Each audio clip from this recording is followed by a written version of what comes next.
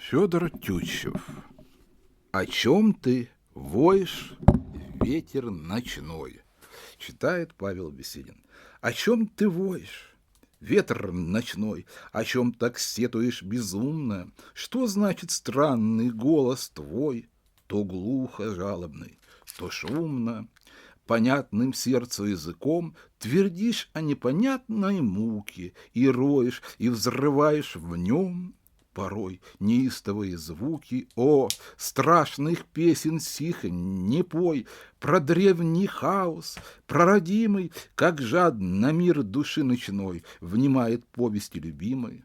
И смертно рвется он к груди, он беспредельным жаждем слиться. О, бурь заснувших не буди!